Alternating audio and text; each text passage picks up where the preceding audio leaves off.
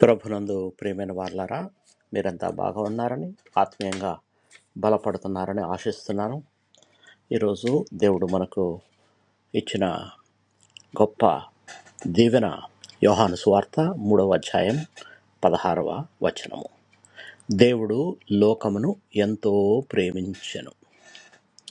ప్రియులారా, ఈరోజు ఫిబ్రవరి 14 ప్రపంచమంతా కూడా వ్యాలంటైన్ డేని సెలబ్రేట్ చేసుకుంటూ వారి వారి ప్రేమను వారు ప్రేమించిన వారికి ఒక్కొక్క విధంగా వ్యక్తపరుస్తున్నారు.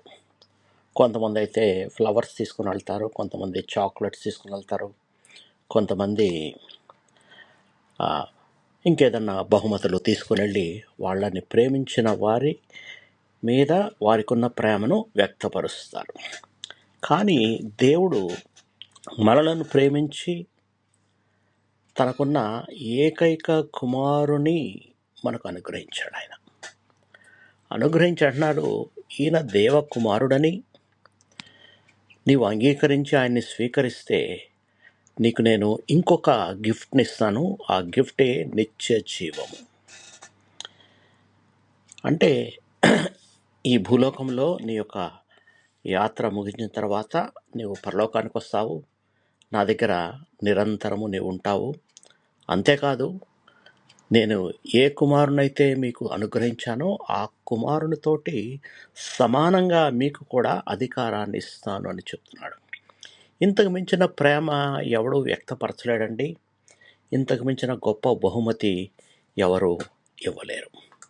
ఈ విషయాన్ని గుర్తెరిగి మనం కూడా దేవుని ప్రేమను అంగీకరించి ఆయన కుమారుణ్ణి స్వీకరించాలి.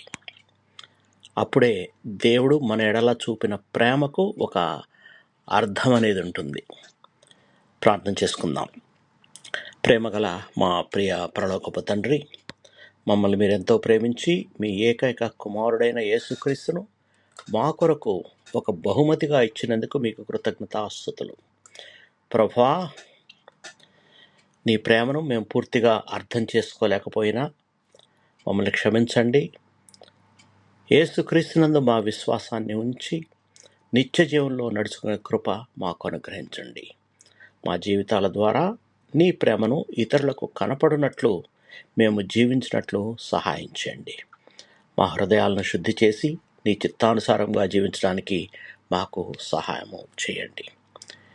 యేసుక్రీస్తు మిక్కిలి ప్రేమగల నామంలో ప్రార్థిస్తున్నాము తండ్రి, ఆమేన్. మీకు ఎవరికన్నా ప్రార్థన అవసరం ఉంటే మీరు నాకు వాట్సాప్ మెసేజ్ చేయండి. దేవుడు మిమ్మల్ని బహుగా దీవించి భద్రపరచునుగాక. ఆమేన్.